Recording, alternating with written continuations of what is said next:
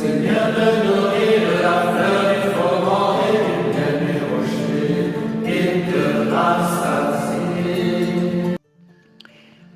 Le pain de singe est le fruit du baobab.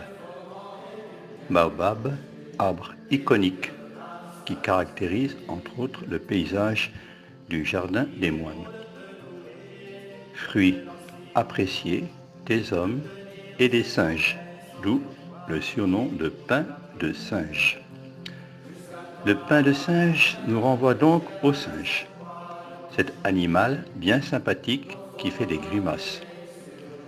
Il nous renvoie pareillement à l'homme, lui aussi fait des grimaces. Depuis le XIXe siècle, avec Charles Darwin et l'application des sciences modernes, une théorie voudrait que l'homme descende du singe.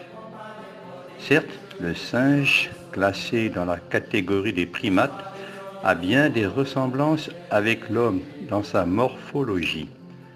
Proximité anatomique entre l'homme et le singe, déjà constatée par Aristote et Pline.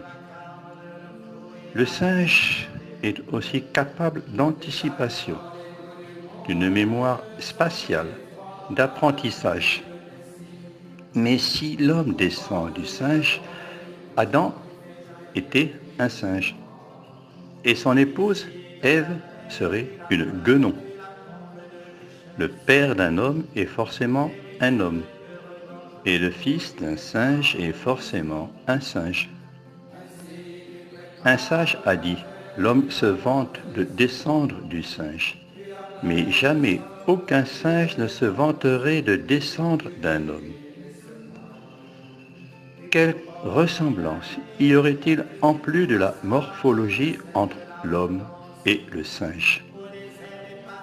Considérons deux caractéristiques du singe signalées par le philosophe chrétien autodidacte Gustave Thibon avec une synthèse de sa réflexion.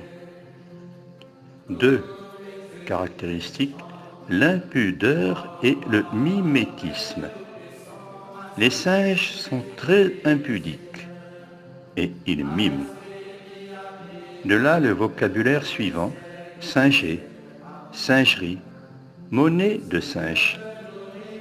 Au Moyen-Âge, les montreurs de singes payaient certaines taxes en présentant leurs singes qui faisaient des grimaces, des singeries, des bouffonneries. Et voici que l'homme devient de plus en plus impudique. Confidence à tout vent. Tout est regardé, présenté, entendu, doit être vu, montré, exhibé, et tout de suite, immédiatement. La pornographie est une impudicité audiovisuelle immédiate qui profane la beauté du corps et de ses gestes.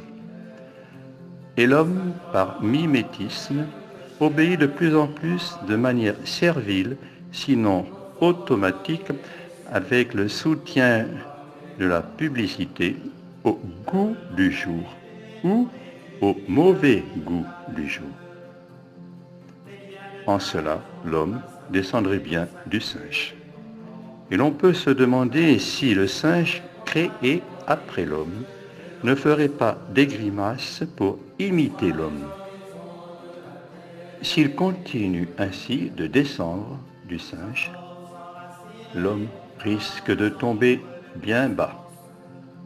Et le diable qui singe Dieu en se déguisant en ange de lumière, ne se cacherait-il pas derrière ces singeries que sont l'impudicité et le mimétisme pour faire oublier à l'homme qu'il est image et ressemblance de Dieu?